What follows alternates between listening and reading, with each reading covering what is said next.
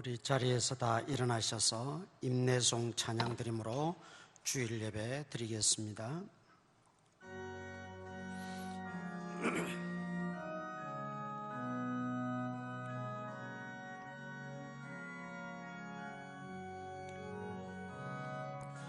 지존하신 주님 이름 앞에 모두 무릎 꿇고 다 경배. 거룩하신 주님 보좌 앞에 엎드려 절하세. 예수는 그리스도, 예수는 주, 하나님의 영으로 경배드리리.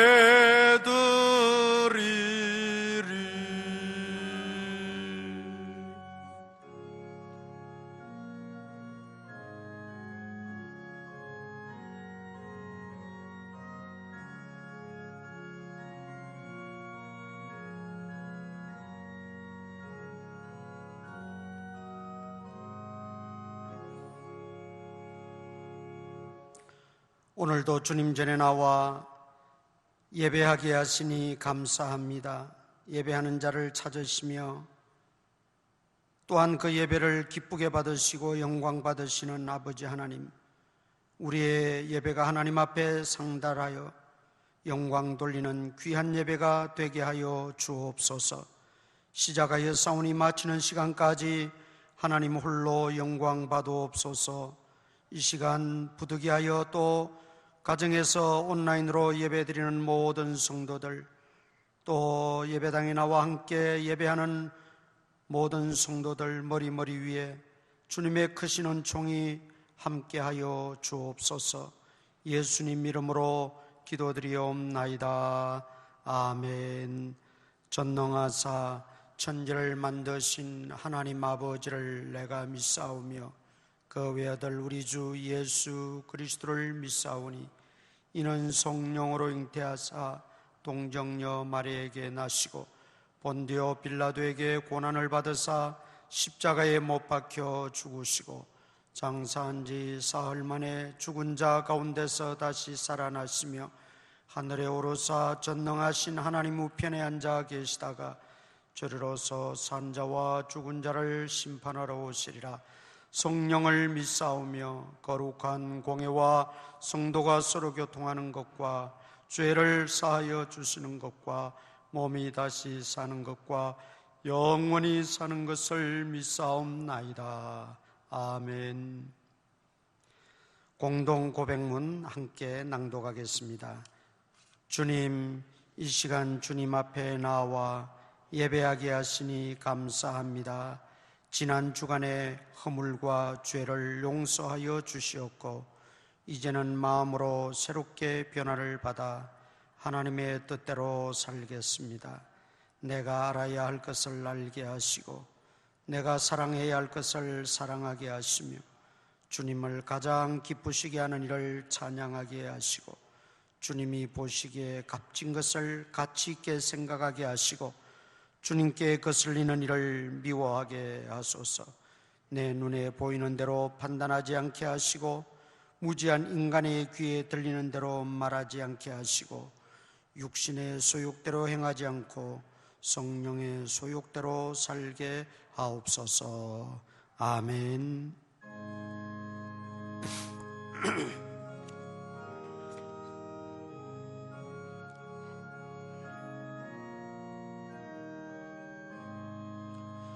큰 영화로신 주 이곳에 오셔서 이 모인 자들로 주 백성 삼으사 그 중에 항상 계시고 그 중에 항상 계시고 큰 영광 나타내소서.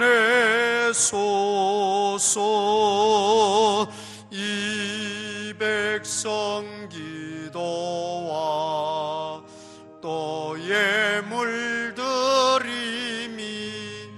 향내와 같으니 곧 받으옵소서.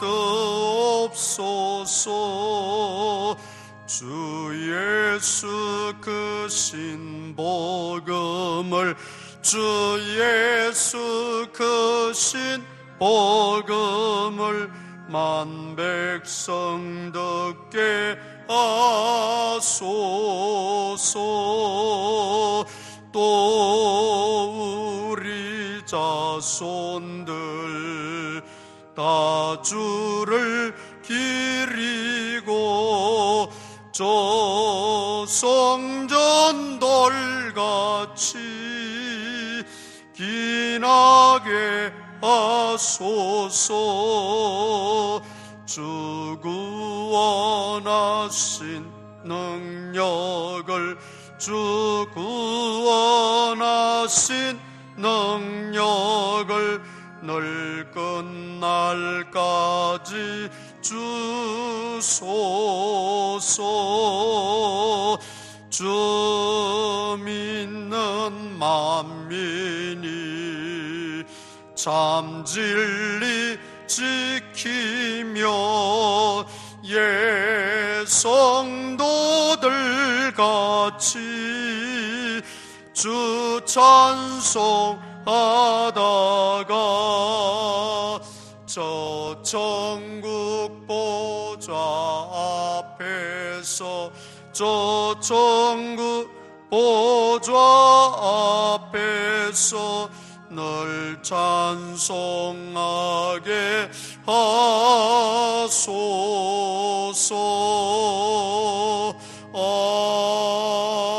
아멘.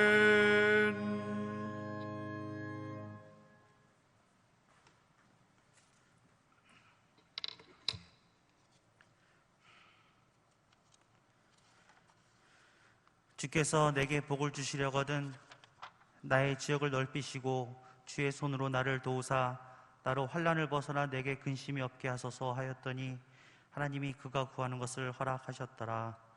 우리의 산업과 자네 소득과 분깃을 지키시는 하나님, 지난 일주일 먹을 것을 주시며 선하심과 인자하심으로 인도해 주셔서 지금 이 시간 영광의 예배를 드리게 해주시니 감사드립니다.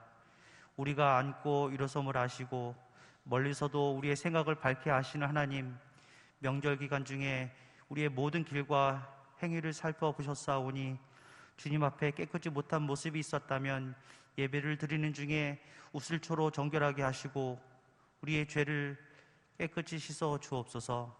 난리 소문이 난무한 가운데 있습니다.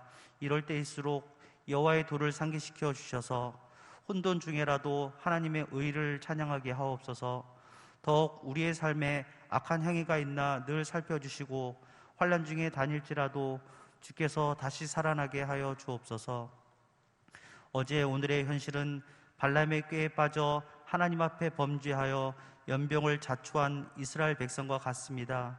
성경의 교훈에 따라 하나님의 백성이 스스로 정결하게 하지 아니하면 진과 같은 불의 시험을 능히 이길 수 없음을 깨닫게 하옵소서. 하나님의 경고를 외면하지 않게 하시고 하나님을 더욱 가까이 하며 믿음이 견고해지는 계기가 되게 하여 주옵소서. 더 이상 자기의 설득력 있는 지혜로는 하나님을 알게 할 수 없는 시기가 왔습니다. 성령님의 나타나심과 능력으로 전도할 문을 열어주시고 모든 일에 신중하여 고난과 더불어 전도의 일을 하게 하여 주옵소서. 지역 재개발이 구체화되고 있습니다. 주께서 택하신 좋으신 분들 순적히 만나게 하시고 과정이 하나님의 예비하심으로 순조롭게 진행되게 하여 주옵소서.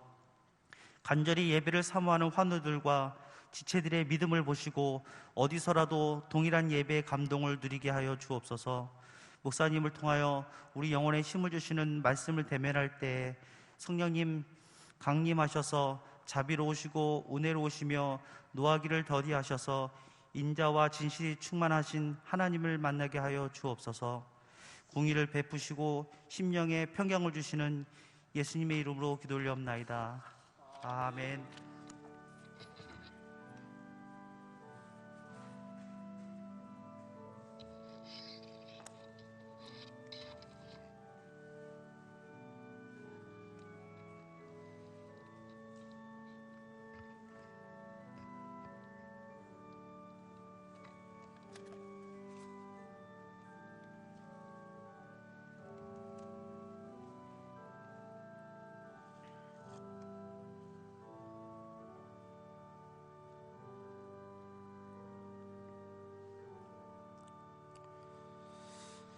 전도팀에게 세임과 능력 주시사 한마음 한뜻으로 힘써 기도하고 행하여 교회가 부흥되고 주님의 나라가 확장되게 하옵소서. 늘 살피시고 보호해 주시는 하나님, 가족의 건강을 지켜주시는 애 감사합니다. 주님이 예비하신 길로 잘 갈 수 있도록 인도해 주옵소서. 범사에 감사합니다. 범사에 감사합니다. 아버지 하나님, 오늘도 주님 앞에 나올 때에 우리의 정성을 모아 귀한 예물을 주님께 바칩니다. 주일헌금과 11조 성교 건축 1,000번째 장학헌금, 그리고 감사의 내용을 담고 기도의 제목을 담아 드리는 모든 예물들을 주께서 기억하시고 때를 따라 돕는 은혜를 풍성하게 부어주시되 부족함이 없게 하시고 날마다 주님의 은혜 속에 강건하게 하시고 가정의 평강과 온 식구들 영육간의 강건함과 믿음의 부요함과 직장과 생업에 하나님께서 늘 함께 하시고 개입하시고 주관하셔서 은혜 위에 은혜가 넘치게 하시고 복에 복이 넘치게 하여 주시옵소서. 예수님 이름으로 기도드리옵나이다. 아멘. 창세기 32장 22절입니다. 창세기 32장 22절에서 31절까지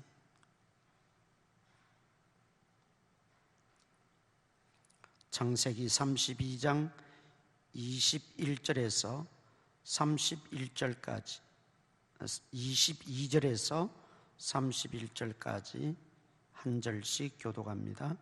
밤에 일어나 두 아내와 두 여종과 11 아들을 인도하여 야복 나루를 건널세.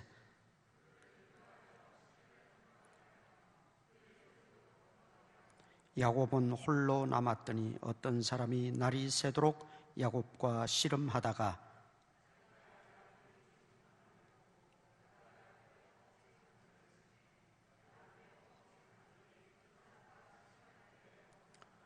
그가 이르되 날이 새려하니 나로 가게 하라.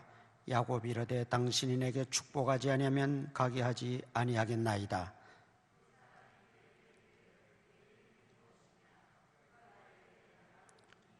그가 이르되 내 이름을 다시는 야곱이라 부를 것이 아니요 이스라엘이라 부를 것이니 이는 내가 하나님과 및 사람들과 겨루어 이겼음이니라.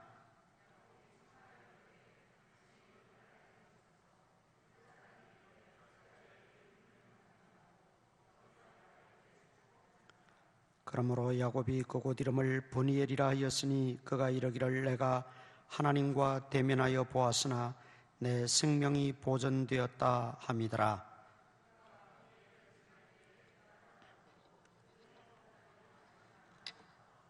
아멘. 오늘 말씀의 제목은 야곱에서 이스라엘로 하는 말씀으로 은혜를 나누고자 합니다. 야곱의 일대기를 나누어 보면 부모님 슬하에서 지냈던 청소년기가 있습니다.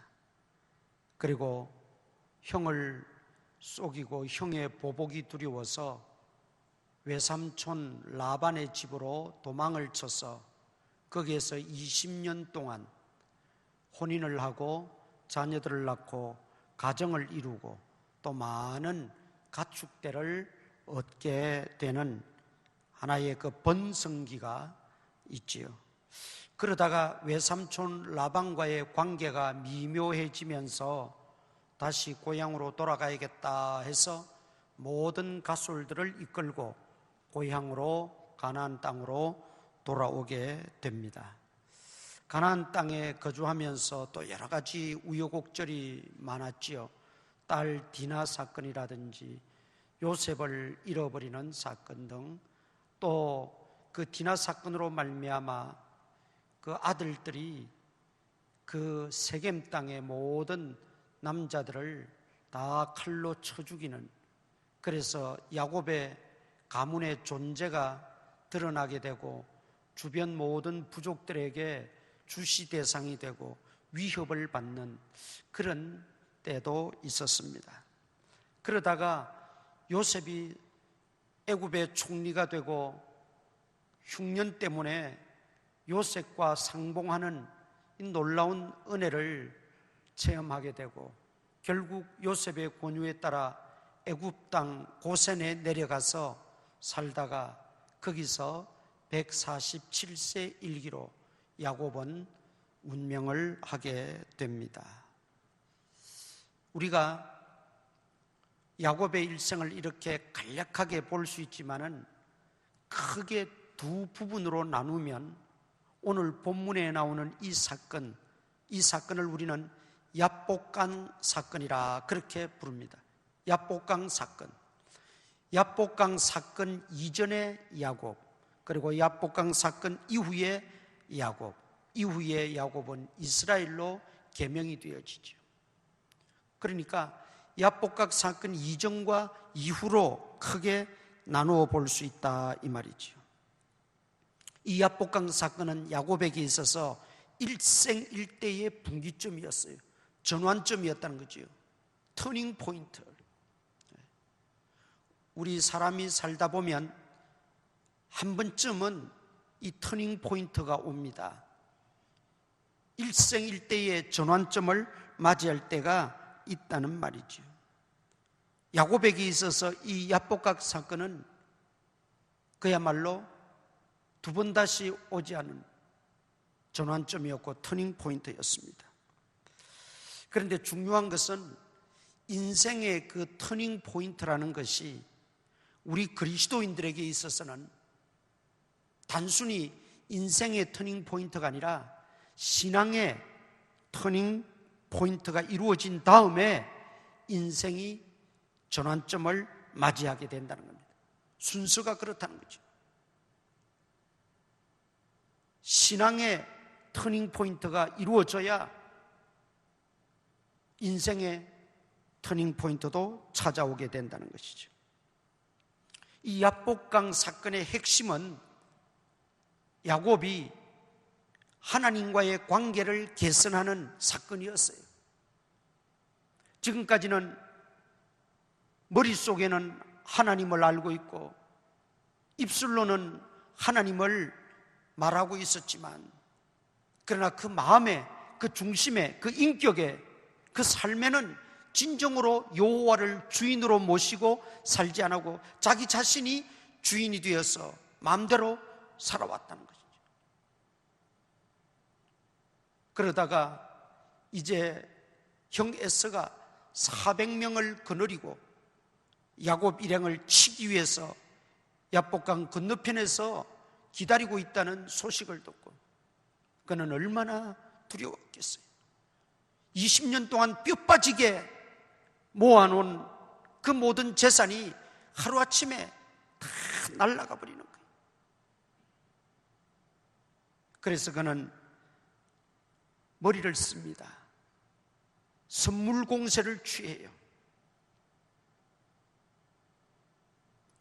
가축대 좋은 것들을 앞세웁니다. 또 그 사이에는 자기 첩에서 난 아이들을 앞세웁니다. 그리고 가장 마지막에는 라헬을 세우고 그 다음 자기가 씁니다. 자기는 제일 마지막에 쓰는 거예요. 여차하면 도망치겠다는 거죠. 내 생명이라도 건지겠다는 거죠. 그런 선물 공세와 계략을 짜서 넘어가기 위해서 먼저 다 넘겨보내고 홀로 남았더니 오늘 본문에 그렇게 말합니다. 야복강에 홀로 남았더니 그때 어떤 사람이 등장해서 야곱과 더불어 씨름을 하는데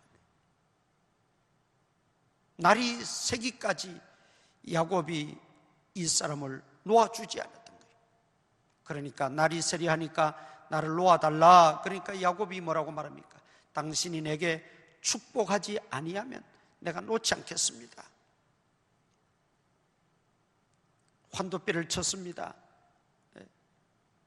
이 허벅지와 엉덩이 그 사이에 있는 엉치뼈, 그걸 내리쳤다는 거죠. 그러니까 오늘 본문에 보니까 다리를 절었다, 장애인이 되어버린 거예요. 그래도 놓지 않았어. 축복하지 않으면 내가 놓지 않겠습니다. 결국 이름을 묻고 야곱에서 이스라엘로 바꾸어라. 그리고 야곱에게 축복을 합니다. 그분은 구약에 임시로 나타나신 예수 그리스도였어요. 버니엘이라 이름을 지었어요. 버니엘, 하나님의 얼굴이라. 내가 하나님의 얼굴을 보고서도 죽지 아니했다. 하나님의 얼굴, 즉 신학적으로는 구약에 나타나신 예수 그리스도입니다. 다니엘의 세 친구가 말씀대로 살다가 풀무불 속에 들어갔는데 분명 셋을 던져 넣었는데 4명이 거닐고 있었다고 그랬어요.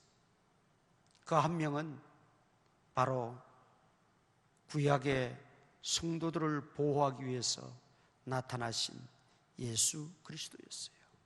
성자 하나님이셨어요. 그분이 인간의 몸을 입고 온전히 이 땅에 오신 그 성육신 하신 그 이전에 특별한 사건, 특별한 사람들에게 임시로 나타나셨던 적이 있습니다. 호세아 12장 3절에 보면 이 야복강에서 씨름한 사건을 가리켜서 야곱이 하나님께 울부짖으며 기도했다고 설명을 하고 있어요. 삿바잡고 씨름한 건 아니지 않습니까? 그만큼 영적인 갈급함과 영적인 갈망을 가지고 지금까지는 내 뜻대로, 내 생각대로, 내 멋대로 이렇게 살고 내가 잘만 하면 돈 벌고 내가 잘만 하면 성공하는 줄 알아서 이만큼 이루었는데 이게 하루아침에 날아가게 생겼다. 하나님이 함께하지 아니하시면, 하나님이 지켜주시지 않으면, 하나님이 도와주시지 않은 것은 다 헛되고 헛되다는 걸 처절하게 깨닫게 된 거죠. 그리고 하나님 앞에 눈물로 호소한 거예요. 하나님, 내게 복을 내려 주시옵소서. 하나님의 복을 이제 내가 받고 싶습니다. 그래서 거기에서 결국 복을 받고 야곱에서 이스라엘로 바뀌게 되고, 나중에 결론적으로 보면 하나님께서 이미 에서의 마음을 감동시켜 놨다가 건너갔을 때에 서로 포옹을 하면서 두 형제가 엉엉 울고 그동안의 모든 그 감정들이 다 사라지고 화해가 되고 그렇게 지냈다는 이야기지요. 그래서 이 야복강 사건의 핵심은 결국은 하나님과 야곱의 관계 개선이었어요. 야곱 편에서 보면 신앙의 재발견, 하나님의 재발견입니다. 그래서 우리 인생의 터닝 포인트는 항상 신앙의 터닝 포인트가 먼저라는 겁니다.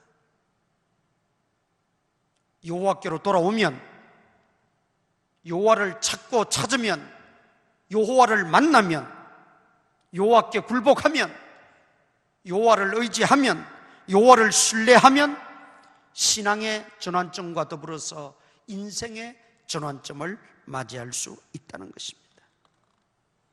인생의 전환점의 대표적인 표현이 야곱에서 이스라엘입니다. 이것은 단순히 계명, 이름만 바뀌어졌다는 의미가 아닙니다.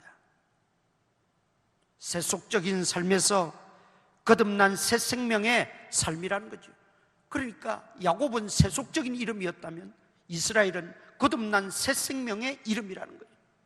야곱은 그저 조상의 족보에 기록될 이름이라면 이스라엘은 하나님 나라에 기록될 이름이라는 거죠.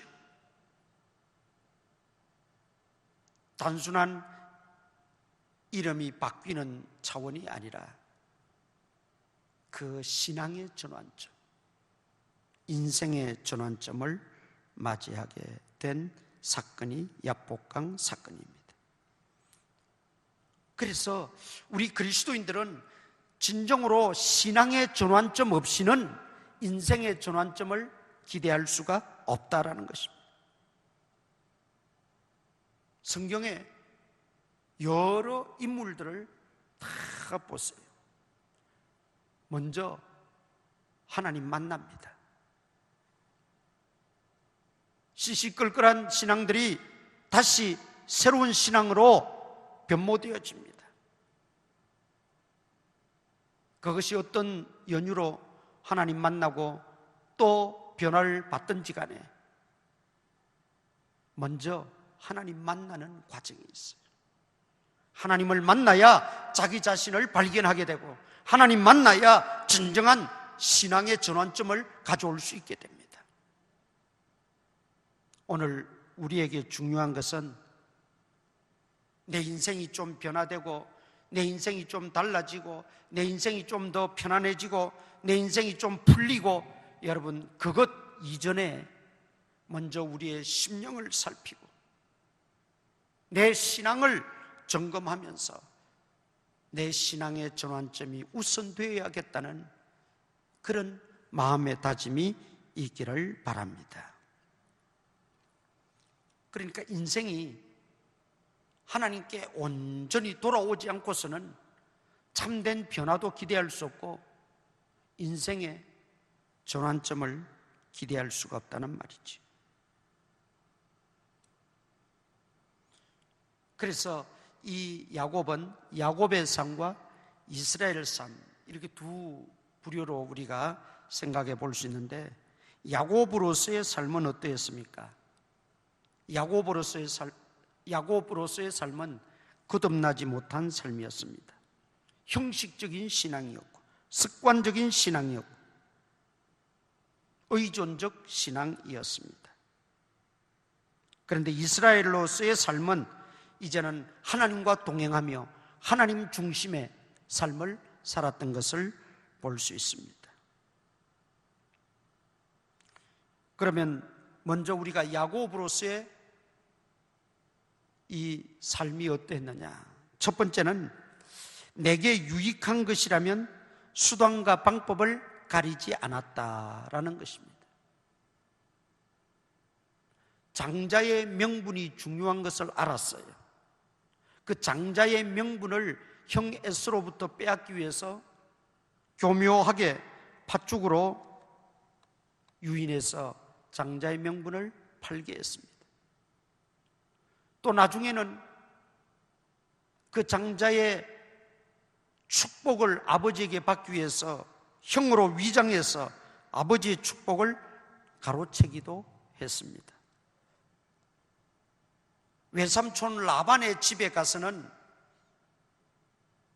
이제 새끼를 낳을 때 라반의 소유와 야곱의 소유로 나누는데, 새끼를 낳을 때마다 알록달록한 점이 몸에 있으면 그것은 다 야곱의 것으로, 그리고 밋밋하면 다 라반의 것으로, 그래서 그 새끼를 다 차지하기 위해서 단풍나무 또 여러 가지 나무를 다 알록달록하게 만들어 가지고 그 앞에서 풀을 뜯게 하고 그 앞에서 물을 먹게 하고 새끼만 베면, 그래서 그걸 자꾸 보고 또 그것을 통해서 이 어미가 새끼를 놓으면 대부분이 알록달록한 새끼를 놓아서 야곱의 가축이 라반의 가축에 버금가는 엄청난 번성을 하게 된 거죠.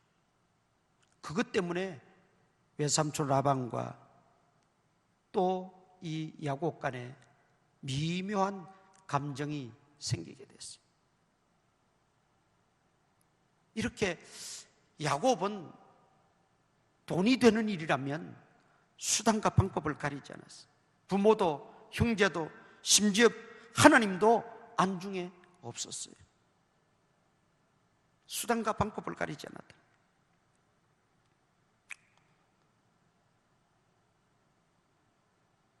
돈이 된다거나 내가 조금만 이익을 얻을 것 같으면 신의도 신앙도 다 팔아먹는 그런 얄팍한 크리스찬들이 되어서는 안 됩니다. 우리가 생활하면서 많은 경우에 있어서 비난을 받고 또 욕을 먹는 것은 예수 믿는다고 하면서 욕심은 다 차리고 자기 이익 주장은 다 하고 손톱만큼도 손해보려고 하지 않는다는 거예요. 이런 것들 때문에 어떻게 보면 당연한 것 같기도 한데 안 믿는 사람들의 시각에서 볼 때는 그리스도인은 달라야 되는데 자기들과 똑같은 사고방식과 처리방식, 삶의 방식들을 보면서 실망을 하는 거예요. 그러니까 비난하고 욕하는 거죠. 그런 면에서 야곱의 길을 우리는 걸어서는 안 된다는 거죠. 때로는 내가 예수 믿는다는 것 때문에 또 내가 하나님의 이름 때문에 내가 조금 손해봐야 될 때도 있어요. 조금 우리가 어리석다, 미련하다, 바보스럽다라는 소리를 들어야 될 때도 있어요. 대표적인 인물이 사도 바울이에요. 그는 십자가의 삶을 위해서 자기 모든 것 다 손해봤어요. 다 포기했어요. 주변에서는 사도 바울은 미쳤다 그랬어요. 예수 믿다가 미쳤다. 정신 나갔다. 별의별 소리를 다 듣고 내게는 손해만 끼치고 유익이 없다 할지라도 예수님 때문에, 하나님의 이름 때문에 돈이 우선이 아니고 내 체면도 우선이 아니고 남에게 인정받는 것도 우선이 아니라 정말 하나님의 영광을 가린다면 그 모든 것들이 다 무슨 의미가 있느냐 이 말이죠. 야곱으로서의 삶을 보면 하나님은 온데간데 없어요. 하나님 알아요. 머릿속에 하나님 인식하고 있어요. 때를 따라 하나님 앞에 기도도 해요. 하나님 말씀도 되뇌요. 그런데 그 삶의 중심에는 하나님이 전혀 계시지 않았어요. 하나님 중심의 그런 삶은 전혀 아니었다는 것이죠. 그저 최고의 가치는 내가 재산 모으는 거예요. 내가 재물 얻는 거예요. 하나님이 진정으로 섬김의 대상이 되어야, 경외의 대상이 되어야 되는데 이용의 대상으로 끝나버리고 말았던 겁니다. 사실 하나님 없이도 내 꿈, 내 야망이 실현되어질 수 있고 돈도 벌 수 있고 가정도 이루고 재물도 얻을 수가 있어요. 그런데 그것이 궁극적인 목적은 아니지 않습니까? 우리 그리스도인들에게 있어서 그것이 참된 목적은 아니지 않습니까? 하나님 없는 그 모든 것들은 다 무의미하다는 말이죠. 오늘 우리는 황금 만능주의에서 살아가요. 물질 만능주의 속에서 살아갑니다. 신앙마저 거기에 가려져서 변질되어서는 안 된다는 거죠. 우리는 그 정체성을 확고하게 가져야 돼요. 야곱은 하나님 모르는 거 아니에요. 할아버지가 아브라함이에요. 아버지가 이삭이에요. 하나님에 대해서, 하나님의 그 살아계신 역사에 대해서, 하나님의 그 생생한 역사에 대해서 얼마나 많이 들었겠어요. 얼마나 많이 알고 있겠어요. 그런데 그 하나님은 온데간데없고 그저 눈에 보이는 대로 당장의 이익과 유익을 따라서 그렇게 생활했다는 것이죠. 한참 유럽에서 북미 대륙, 남미 대륙으로 이렇게 들어갈 때에 신앙인들은 가장 열악한 땅 북미로 들어갔어요. 그러나 그 당시에 남미에는 금광들이, 지금도 그 세계적인 그 금광들은 그 남미 쪽에 다 있어요. 금광들이 그렇게 많이 나는 남미 쪽으로 많은 사람들이 몰려갔어요. 신앙인들은 하나님을 찾아서 신앙의 자유를 얻기 위해서 북미 쪽으로 갔어요. 그리고 교회를 짓고 학교를 짓고 거기서 하나님을 섬기고 하나님 제일주의로 그들은 살았어요. 남미로 간 사람들은 골드, 금을 찾아서 갔어요. 그런데 지금에 와서 어떻게 됐어요? 골드도 잃어버리고 갓도 잃어버렸어요. 그러나 하나님을 찾아 신앙을 찾아갔던 그들은 하나님도 얻고 골드도 얻었어요. 역사가 우리에게 보여주는 생생한 정언입니다. 하나님을 하나님을 우리가 중심에 모시고 하나님을 최우선 가치로 여기고 살아야 된다는 것이죠. 야곱의 전반부 인생은 그러지 못했어요. 내가 주인이었어요. 내가 노력만 하면 된다. 내가 뼈 빠지게 일하면 된다. 내가 아끼고 절약하고 내가 쓰지 않고 내가 잘 굴리기만 하면 얼마든지 이룰 수 있다. 여러분, 그렇게 하는 게 잘못이라는 말이 아니에요. 하나님 없이 내가 주인이 되어 사는 것이 문제라는 거죠. 물질이, 돈이 하나님보다 앞서서는 안 됩니다. 심지어 내 취미 생활이 하나님보다 앞서서도 안 됩니다. 야고보서 4장 4절에는 세상과 벗된 것이 하나님의 원수임을 알지 못하느냐. 세상과 벗된 것이, 세상은 우리가 살아가는 현실을 말하는 게 아니에요. 세속주의를 말하는 거예요. 하나님을 등진 세속주의 철학, 세속주의 사상, 세속주의 그런 인생관, 그런 것과 벗된 것이 하나님의 원수가 된다 그랬어요. 야곱은 그 자신의 간교함이 지혜인 줄 착각했습니다. 야곱의 그 간사함으로 자기 뜻대로 다 됐어요. 재산도 많아졌어요. 가정도 이루었어요. 자녀들도 다 많이 낳았어요. 그래서 그게 위로부터 임한 지혜인 줄 착각했다.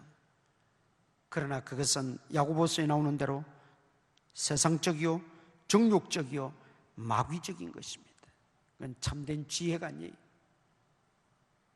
참된 지혜는 먼저 하나님을 바로 아는 것이요, 그분의 말씀에 복종하는 것이고, 세속적인 것보다 신령한 것, 신령한 복을 더 우선시하는 것입니다.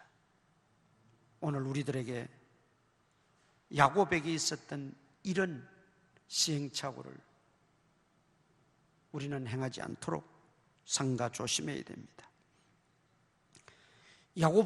야곱의 두 번째 삶을 보면 부모님 집에서 형의 보복이 두려워서 도망쳐 나왔지요. 그런데 외삼촌 라반의 집에 와서 20년 동안 지내면서 가정을 이루고 많은 가축대를 이루고 재산을 모았습니다.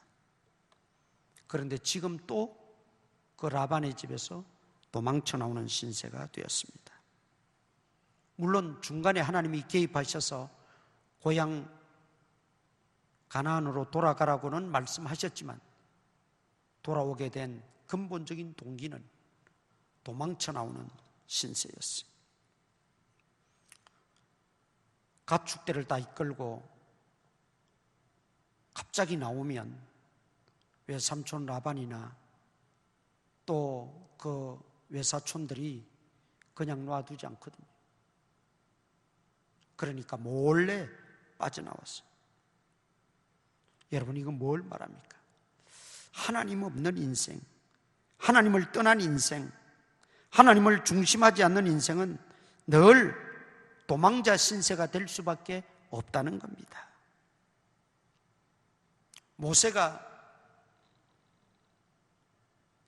자기 감정에 못 이겨서 또 자기 어떤 자신감, 자만감에 빠져서 애굽 사람을 쳐 죽였어요. 그러니까 하나님의 뜻이 아니에요. 자기 어떤 개인적인 감정의 폭발이지. 자기 감정을 제어하지 못한 그 난폭한 처사지 하나님이 시켜서 한 일이 아니에요. 결국은 그 일로 말미암아 도망자 신세가 됐어요. 미디안으로 도망을 가야 했습니다. 성도가 하나님의 뜻을 거스리고 하나님 말씀에서 벗어나면 늘 도망자 신세가 된다는 것입니다. 도망자와 같은 분위기 속에서 살아갈 수밖에 없다, 그 말이죠. 그래서 어거스틴이라고 하는 유명한 분 있지 않습니까?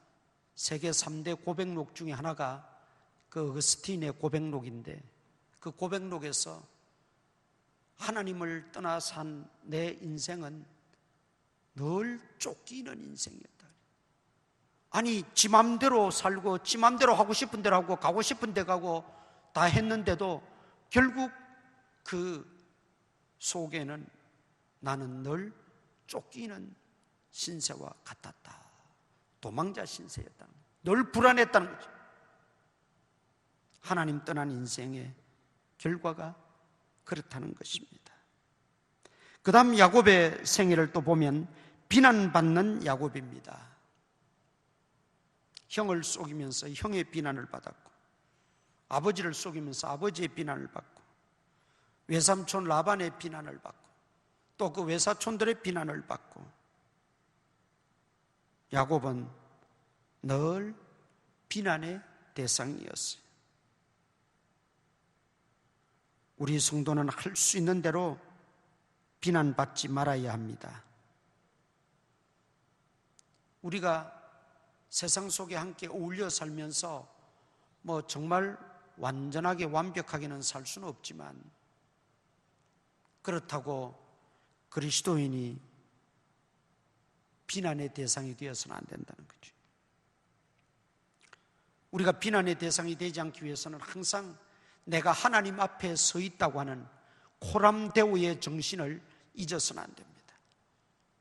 코람데오라는 말은 하나님 얼굴 앞에서 그런 뜻입니다. 하나님 얼굴 앞에서 살아간다고 하는 이 의식, 창세기 31장 49절에 보니까 감찰하시는 하나님, 그렇게 표현하고 있습니다. 하나님은 우리 인생의 마음을 감찰하시고 각 사람의 마음을 살피시고 우리의 일거수일투족을 불꽃 같은 눈으로 보고 계시다 그랬어요. 그 하나님 앞에 내가 서 있다는 걸 한순간도 잊어서는 안 된다는 거예요. 그럴 때 우리는 우리 자신을 지킬 수가 있다는 것입니다. 뿐만 아니라 내 입술의 말과 내 마음의 생각이 하나님께 연락되도록 늘 하나님을 의식하면서 살아가고 형제를, 이웃을 사랑하며 살아갈 때 우리는 이 비난에서 벗어날 수가 있어요. 그런데 야곱의 인생을 보면 그저 자기만 알았어요. 나 중심, 나만 잘 되면 되고, 나만 성공하면 되고, 나만 잘 먹고 잘 살면 된다. 그 주의, 그 의식이 꽉 차 있어요. 주변은 어떻게 되든지 말든지, 형제는 어떻게 되든지 말든지 상관없었어요. 그러다 보니 그는 비난의 대상이 되고 말았다. 그 다음 야곱의 삶에 있어서 가장 결정적인 것은 인생이 나그네 인생이라는 걸 깨닫지 못하고 살았습니다. 야곱의 때는 그랬다는 거예요. 천년만년 살 것 같았어요. 사실 그 할아버지, 아버지에 비해서도 그는 짧은 인생을 살았어요. 그런데도 자기는 더 오래 살 줄 알고 더 길이 살 줄 알았어요. 그런데 이걸 나중에 이제 하나님 만나고 하나님과 동행하고 하나님 중심으로 살면서 그가 비로소 깨달았어요. 그가 가족들을 데리고 애굽에 내려갔어요. 바로 앞에 요셉이 아버지를 소개할 때 바로가 야곱에게 묻지요. 나이가 얼마나 되셨습니까? 그때 나이가 130세였어요. 그냥 130세라고 말하지 않아요. 내 나그네의 길이 130년이었습니다. 그런데 참으로 험악한 세월을 보냈습니다.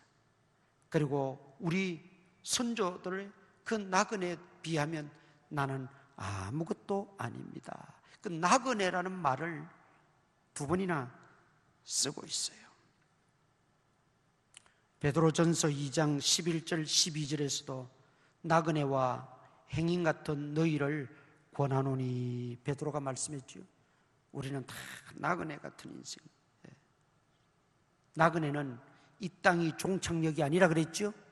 나그네는 여행을 하다가 집으로 돌아가야 합니다. 우리는 이 땅에 나그네로 왔다가 이제 본향으로 돌아갈 날이 점점 가까워지고 있어요. 그런데 천년만년 살 것처럼 착각한다면 그것만큼 어리석고 미련한 인생이 어디 있느냐 말이에요. 야곱의 삶은 그랬어요. 나그네 의식이 없었어요. 나그네 철학이 없었어요. 나그네 신앙이 없었어요. 그저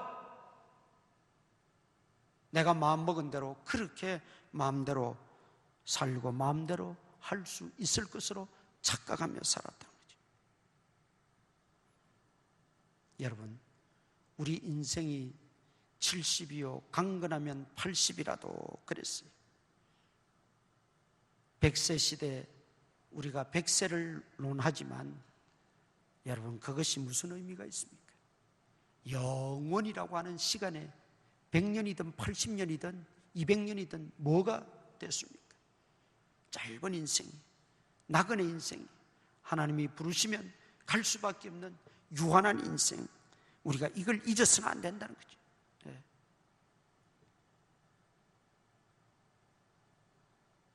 그래서 알렉산더 대왕은 신하에게 항상 아침 문안을 오면 오늘도 하루가 지나가고 생명의 하루가 지나갔습니다. 그 인사를 하겠다. 한순간도 헛되이 보내지 않고 정신 바짝 차려서 살려고. 믿음 없는 사람들도 그렇게 한다면 우리 그리스도인들은 다 정신을 차려서 나그네 인생임을 알고 우리가 살았을 때에 정말 하나님 잘 공경하고 하나님 뜻대로 살고 야곱의 전반부 같은 그런 인생이 아니라 하나님과 동행하는 삶을 살아야 돼요. 그리고 그는 모든 것을 하나님이 주관한다는 것을 늦게 깨닫습니다. 야곱의 때는 그걸 몰랐어요. 그가 야복강에서 장애인이 되면서까지 말이죠. 여기 성경에 보니까 형에게 건너갈 때 다리를 절었더라 그랬잖아요. 평생 다리를 절고 사는 거예요. 장애인이 되면서도까지도 내게 축복하지 않으면 내가 놓지 않겠습니다. 매달린 것은 비로소 깨달은 게 뭐냐? 모든 것이 하나님의 손에 달렸다는 거예요. 하나님이 복을 주셔야 되는 거고, 하나님이 허락하셔야 내 것이 되는 거고,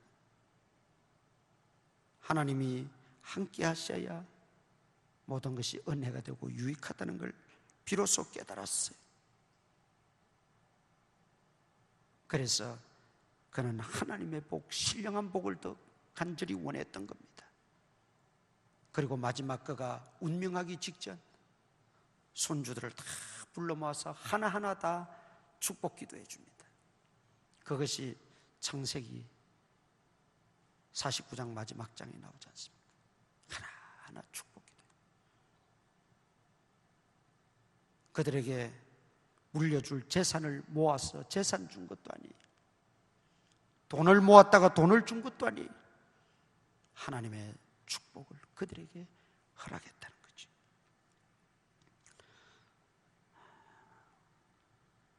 신앙은 갈수록 변화받고 나이가 들수록 해가 바뀔수록 원숙해져 가야 합니다. 야곱의 생애는 어떻게 보면 실수의 삶이었지만 이스라엘의 삶은 회복의 삶, 변화의 삶, 거듭난 자의 삶이었어요. 원숙한 신앙인의 모습을 우리에게 보여줘요.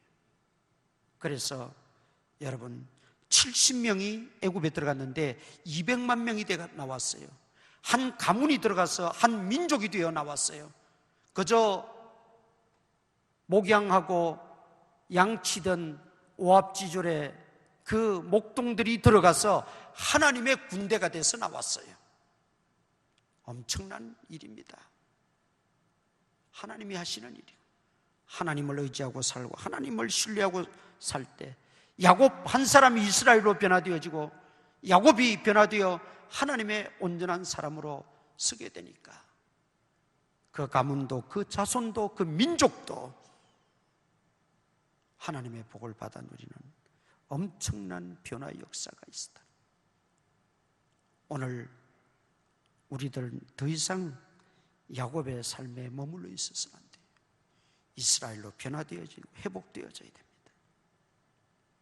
그래서 하나님과 함께 하나님이 내 모든 삶을 주관하시도록 온전히 그분께 맡기고 신뢰하고 의지하는 그런 믿음을 통해서 올 한 해 이스라엘의 축복이 여러분과 여러분 가정 위에 넘치시기를 주님의 이름으로 축원합니다. 기도하겠습니다. 우리 이 시간 한번 말씀 의지하고 묵상으로 한번 기도하십시다. 야곱에서 이스라엘로 하는 말씀을 드렸습니다. 말씀 하나하나를 깊이 되새기면서 우리가 회개할 바를 회개하고 결단하실 바를 결단하고 다시 한번 우리가 회복되어져서 변화를 받았어. 정말 이스라엘의 그 영광, 이스라엘의 그 은총이 우리와 우리의 가정과 자손들에게도 머물게 되기를 간절히 소망하며 기도하시기 바랍니다. 아버지,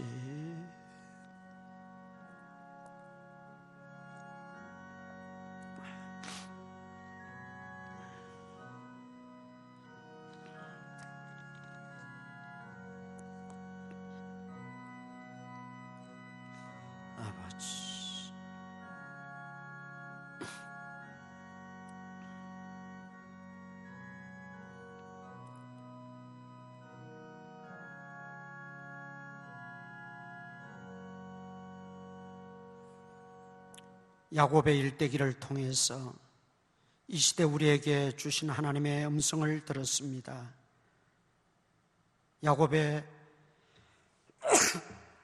그 전반부 삶은 하나님 없는 삶이었고 자기 소견에 옳은 대로 행하는 삶이었기에 실패할 수밖에 없었고 처절할 수밖에 없었지만 이제 이스라엘로 변모를 받아 참 하나님 안에서의 신령한 복, 하늘의 복을 더 사모하며 살았던 그 모습을 보면서 오늘 우리도 다시 한번 인생 그리고 신앙의 전환점을 맞이하는 복된 이 시간 되어지게 하여 주시옵소서. 또 한 주간 여러 모양으로 저희들 지내게 됩니다. 주님이 어느 곳에서든지 무슨 일을 하든지 눈의 동자같이 지켜주시고 코로나 바이러스에 감염되지 않도록 감염원들을 다 차단하여 주시고 막아주시고 건강 지켜주시며 기도하는 모든 소원들을 하나님이 다 응답하시고 가정마다 직장마다 생업마다 풍성한 하나님의 은혜가 넘치게 하시고 병약한 성도들 또 수술받고 가류 중인 성도들 수술을 기다리고 있는 성도들 주여 다 기억하시고 강하고 담대한 마음을 주시고 주님이 친히 역사하시고 깨끗게 하시고 온전케 하시고 새 힘을 더하여 주시옵소서. 해외나 지방에 나가 있는 믿음의 권속들 군문에 들어가 있는 청년들 주님 다 기억하시고 한결같은 은혜로 돕는 은혜로 충만하게 하여 주시옵소서. 예수님 이름으로 기도드리옵나이다. 아멘. 자리에서 일어나셔서 인사 한번 나누십시다. 반갑습니다. 반갑습니다.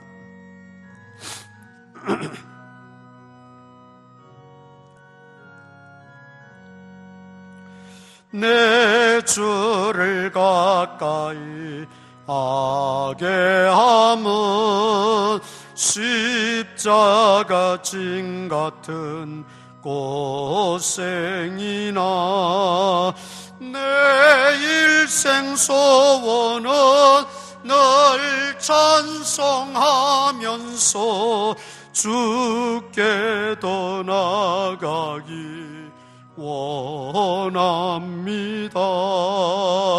내 고생하는 것 옛 야곱이 돌베개 베고 잠 갔습니다.